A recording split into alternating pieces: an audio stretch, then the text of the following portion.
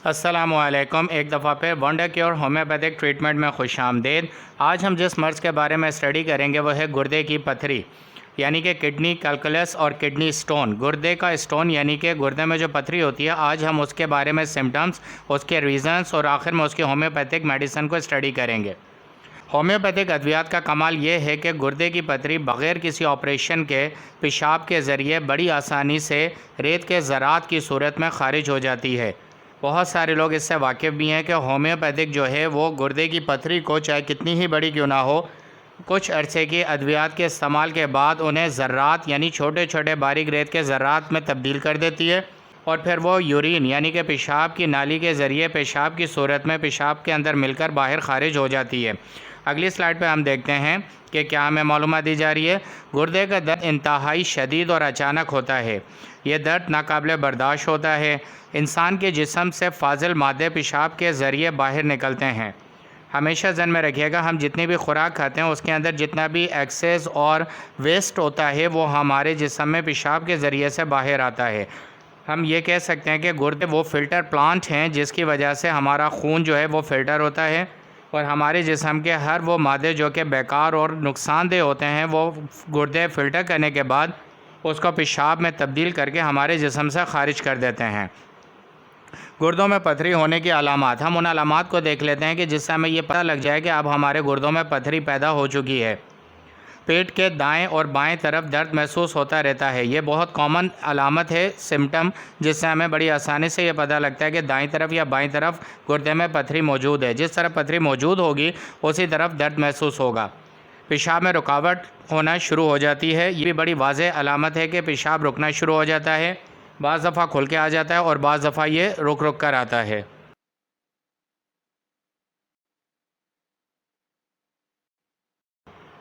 गुर्दे में पथरी की एक और अलामत है कि पेशाब में रेत के ज़रा शामिल हो जाते हैं और पेशाब के ज़रिए आना शुरू हो जाते हैं। इसका हमें कैसे पता लगता है कि पेशाब में जलन होना शुरू हो जाती है और पेशाब करने के बाद पेशाब की नाली काफ़ी देर तक गर्म और जलन महसूस कराती रहती है।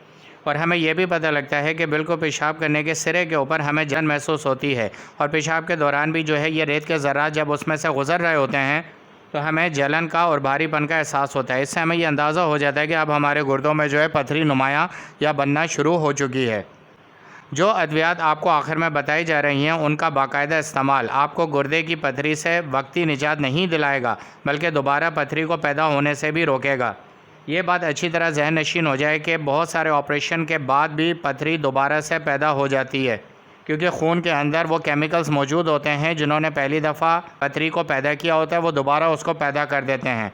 लेकिन होम्योपैथिक अद्वियात के इस्तेमाल के बाद वो केमिकल्स हमेशा के लिए ख़त्म कर दिए जाते हैं और एक दफ़ा पथरी जिस्म से ख़ारिज होने के बाद दोबारा पैदा नहीं होती। अक्सर मरीज़ गुर्दे के दर्द को अपेंडिक्स का दर्द समझते हैं। ये कॉमन मिस्टेक है जो बहुत सारे पेशेंट इसको समझते हैं। गुर्दे की पथरी में बुखार की कैफियत नहीं होती है। अगर आपको दाईं तरफ और बाईं तरफ पेट में दर्द और उसमें बुखार की भी कैफियत है तो इसका मतलब ये है कि आपको गुर्दे में पथरी की कैफियत नहीं है। तो गुर्दे के पथरी में आपको कभी भी बुखार की कैफियत नहीं रहती है।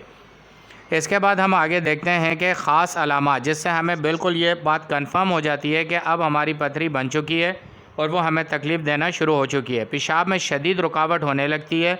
पेशाब बार बार आता है मगर पूरा नहीं आता और आखिर में पेशाब के कतरे रह जाते हैं।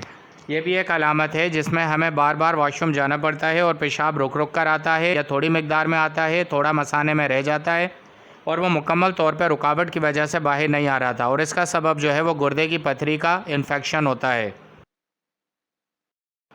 हम गुर्दे में पथरी की अलामात को स्टडी कर रहे हैं। सोते वक्त पेट के निचले हिस्से में और कमर के दाएं और बाएं तरफ दर्द महसूस होता है। ये भी हमारे गुर्दे में पथरी की एक अलामत है और इसके साथ मज़ीद अलामत ये हैं जिससे ये बात 100% यकीनी हो जाती है कि हमारे गुर्दे में पथरी बन चुकी है। मतली की शिकायत शुरू हो जाती है। खाने से पहले और खाने के बाद काफ़ी देर तक मतली रहती है। अक्सर पेशाब में खून की आमेज़िश हो जाती है। पेशाब का सुर्ख हो जाना इस बात की अलामत होता है कि अब उसके अंदर खून के क़तरात या ज़र्रात मिलकर आना शुरू हो चुके हैं। पेश में पस आना शुरू हो जाती है। पस की वजह जो है पेशाब का गाढ़ापन है और पेशाब ख़त्म होने के बाद जो कतरे गिरते हैं उसमें भी गाढ़ापन महसूस होता है। इससे भी हमें पता लगता है कि इन्फेक्शन हो चुका है किडनीज़ के अंदर, जिसकी वजह से पस और ब्लड के जो ड्रॉप्स हैं वो हमारे खून पेशाब में मिलकर हमारे जिस्म से खारिज हो रहे हैं। एक और अलामत है कि कभी शिकायत हो जाती है, पेट सख्त हो जाता है। अब नाज़रीन, ये तमाम तर वो अलामत हैं जो आपको सिर्फ वंडर केयर होम्योपैथिक ट्रीटमेंट की वेबसाइट पे ही मिल सकती हैं। इतनी तफसील से हर एक बीमारी को बताना, उसके सिम्टम्स और कॉजेज़ को आपके साथ पेश करना और बाद में अथेंटिक होम्योपैथिक मेडिसन का आपको मशवरा देना, ये सिर्फ़ और सिर्फ आपको वंडर केयर होम्योपैथिक ट्रीटमेंट की साइट पर मिलेगा। इस चैनल को सब्सक्राइब करें और अपने फ्रेंड्स तक इस इन्फॉर्मेशन को पहुँचाएँ। अब हम आपको वो होम्योपैथ मेडिसिन का तरीका और मेडिसिन बताएंगे जिसके ज़रिए आपकी गुर्दे की पथरी, किडनी स्टोन रिमूव हो जाएगा। नंबर 1 मेडिसिन है लाइकोपोडियम और नंबर 2 मेडिसिन है ब्राइनिया। इन दोनों मेडिसिन को आपने 200 पावर पोटेंसी यानी 200 की ताकत में इस्तेमाल करना है। इस्तेमाल करने का तरीका ये है कि 10 कतरे फ़ी खुराक आधा कप पानी में डालकर सुबह और शाम का इस्तेमाल करना है। यानी लाइकोपोडियम आप सुबह इस्तेमाल करेंगे और ब्राइनिया नंबर 2 आप शाम के वक्त इस्तेमाल करेंगे। इन दोनों का इस्तेमाल आपने जो है वो आधा कप पानी में, उबले हुए पानी में 10 कतरे डालकर इस्तेमाल करना है और याद रहे ये 200 पावर पोटेंसी में ली जाएंगी। इसके साथ बर्बेरिस वॉल्गेरस अब मदर टिंचर क्यू में इस्तेमाल करेंगे। ये एक दवाई है जो आपको लिक्विड फॉर्म में क्यू में इस्तेमाल करनी है पिछली 2 दवाइयों के साथ। इसको हम किस तरह इस्तेमाल करेंगे कि 10 कतरे फ़ी खुराक हर 4 घंटे के बाद, जो दवा पहले बताई गई है उसी के दौरान इसका इस्तेमाल करना है। इससे पहले जो हमने दवाइयाँ बताई लाइकोपोडियम और ब्राइनिया, वो आप सुबह और शाम इस्तेमाल करेंगे। उसी के दौरान 4-4 घंटे के वक्फे से आप बर्बेरिस के जो है 10 कतरे मदर टिंचर क्यू में आप लेंगे और पानी में डालकर इस्तेमाल करेंगे। इन दवाइयों का इस्तेमाल आपको मुकम्मल शिफा फराम करेगा। इनका इस्तेमाल आपने 20 दिन तक मुसलसल करना है। मज़ीद मालूमात के लिए डॉक्टर से व्हाट्सअप नंबर पर आप रब्ता कर सकते हैं। नंबर यहाँ पे दिया जा रहा है। यानी कि अगर आपकी तकलीफ़ ज़्यादा है और अगर आपको ज़्यादा पावर की मेडिसिन देनी है तो इसके लिए आप रब्ता कर सकते हैं। अगर आपकी तकलीफ़ और पथरी अभी इब्तदाई है तो आप इन दवाइयों को इसी ताकत में इस्तेमाल करके फ़ायदा हासिल कर सकते हैं। मज़ीद मालूमात के लिए इस नंबर पर रब्ता करें। वो चीज़ें जो आपने इस मर्ज़ के दौरान नहीं करनी है, don't take big quantity of milk, butter and things that do not digest easily. आपने दूध का और मक्खन का और वो चीज़ें जो आसानी से हज़म नहीं होती हैं उनको ज़्यादा मिकदार में इस्तेमाल नहीं करना। Don't drink well water because if it full of minerals.